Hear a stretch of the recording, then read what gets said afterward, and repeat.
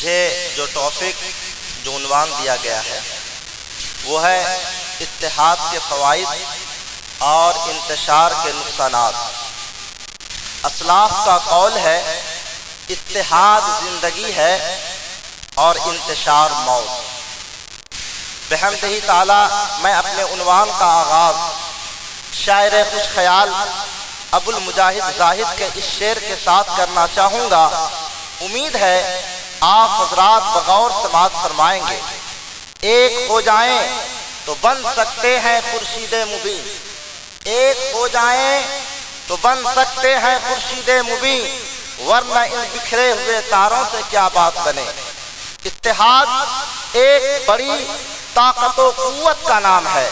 کسی بھی قوم کا تخصص و وجود و بقا کا دار و مدار قومی، ملی ہم آہنگی و یکجہتی، اتفاق و اتحاد ہے۔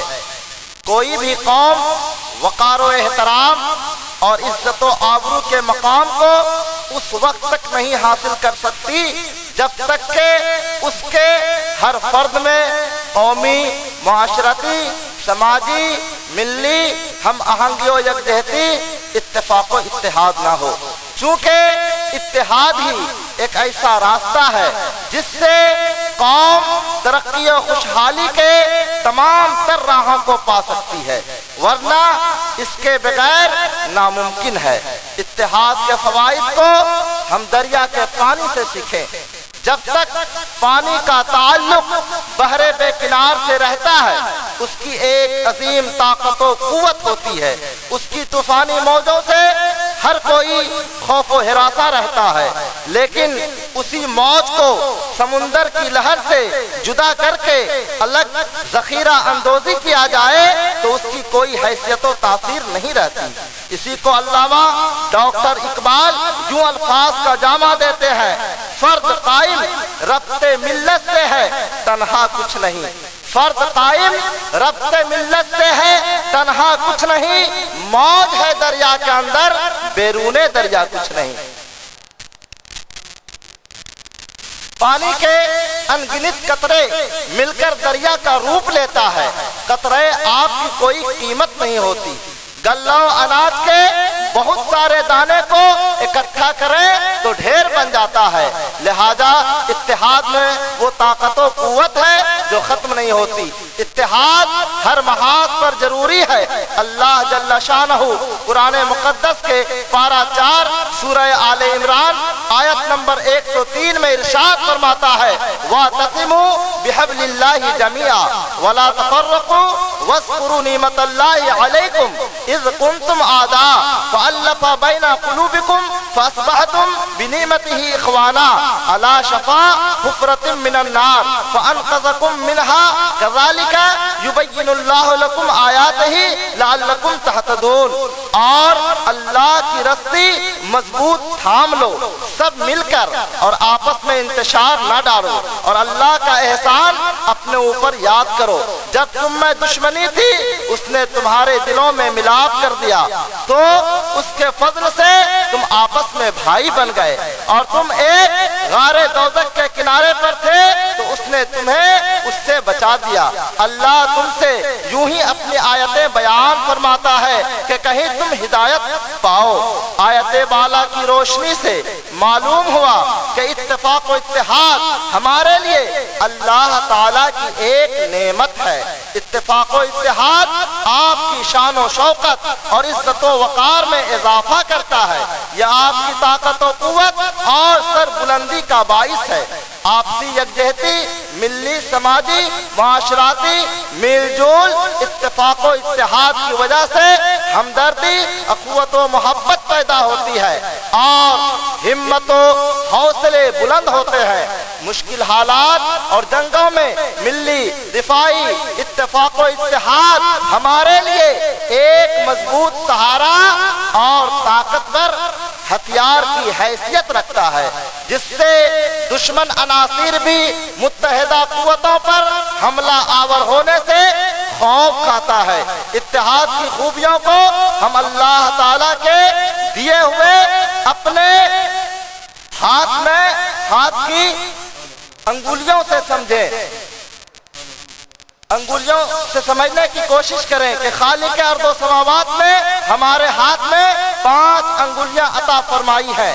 یہ اگر الگ الگ کام کرنا چاہیں تو ان کی کوئی حیثیت نہیں، لیکن یہی مل جل کر متحد ہو جائے تو یہ صرف انگلیاں نہیں بلکہ زور بازو بن جاتا ہے، اور مضبوط پنجہ ایک طاقت و قوت کا نام ہے اور دشمن کے لیے خوف کی علامت ہے، اور ایک انگلی صرف 5 گنا نہیں 50 گنا زیادہ توانا و مضبوط ہو جاتی ہے۔ دوسری مثال علیحدہ علیحدہ دھاگوں کی ہے، اگر یہ ہزاروں کی تعداد میں بھی ہے تو کبھی بھی مضبوط رسی کی شکل اختیار نہیں کر سکتا۔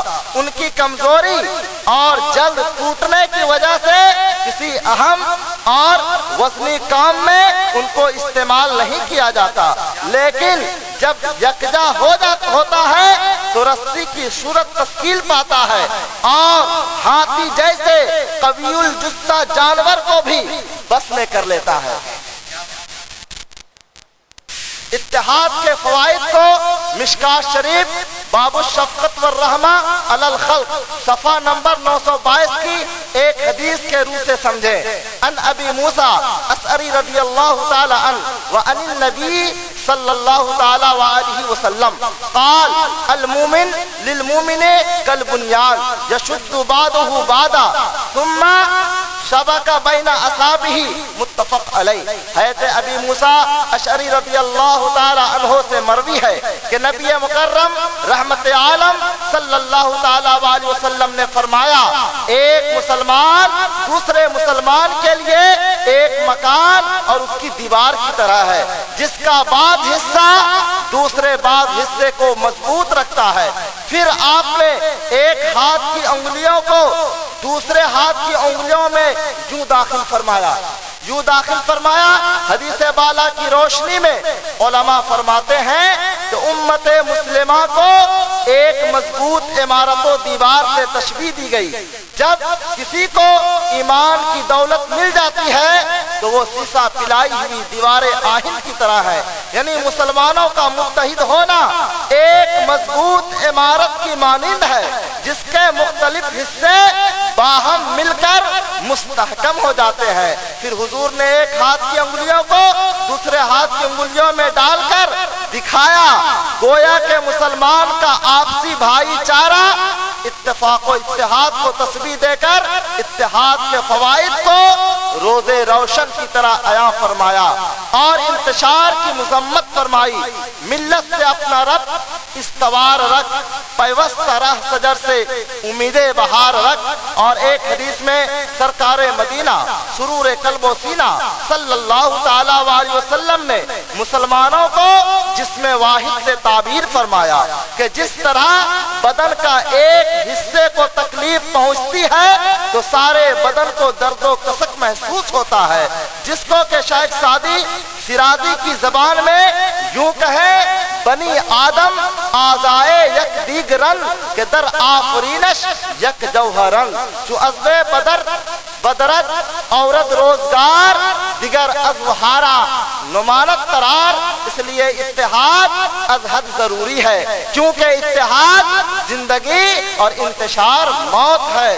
متحد ہو تو بدل سکتے ہو دنیا کا نظام، متحد ہو تو بدل سکتے ہو دنیا کا نظام، منتشر ہو تو مرو شور مچاتے کیوں ہو، منتشر ہو تو مرو شور مچاتے کیوں ہو۔ آج ہمارا المیہ یہ ہے کہ ہم آپسی ناچاقیوں نا اتفاقی کے دلدل میں اس قدر پھنس کر انتشار کا شکار ہو گئے ہیں کہ عالمیوں ملکی سطح پر ہماری حالت بد سے بدتر ہو کر رہ گئی ہے۔ پوری دنیا آج مسلمانوں کے لیے مقتل گاہ بنی ہے۔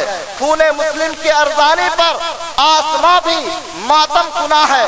آج کون سی مسلم دنیا ہے جو تباہ و برباد نہیں ہے، مسلم کی لاشوں سے بوجھل نہیں ہے، کہاں کہاں ندائے مظلوم بلند نہیں ہے، یتیم و بیوہ کی آہو بکا کہاں یتیموں بیوہ کی آہو بکا سے کہاں فضائیں سوگوار نہیں ہیں۔ بھوک پیاس کی شدت سے کتنے بچے پیر و جوان ایڑیاں لگڑ لگڑ کر نہیں مر رہے ہیں۔ اسلام نے ایک دوسرے کے ساتھ حسن اخلاق کرنے کا درس دیا ہے تاکہ دوسرا کمزور بھائی بھی امن و سکون کے ساتھ زندگی گزار سکے۔ آپسی میل جول، بھائی چارہ، اخوت و محبت، اتفاق و اتحاد، یہ وہ ہتھیار ہے جس سے ہم دوسروں پر غالب آ سکتے ہیں، مگر آج ہم آپس کے انتشار کے سبب دوسروں کے محتاج بنے ہیں۔ ہماری طاقت بکھر چکی ہے۔ یہی وجہ ہے کہ ہر کوئی ہمیں دبانے کی تگو دو میں ہے، یہاں تک کہ ہمارے اپنوں کے ساتھ مل کر ہمارے ہی لیے خنجر لیے ہماری شہرت کاٹنے پر بضد ہے۔ اغیار کا شکوہ نہیں، ہم اپنوں کی کرم فرمائیوں سے خوف زدہ ہیں۔ غور طلب بات یہ ہے کہ آج ہم جس ناچاکی و انتشار کی ڈگر پر زندگی گزار رہے ہیں، کیا قرآن و حدیث کا ایسی ہی زندگی بسر کرنے کا ہم سے مطالبہ ہے؟ چونکہ آج ہماری زندگی صرف اپنے مفادات اور منافع پر منحصر ہو کر رہ گئی ہے۔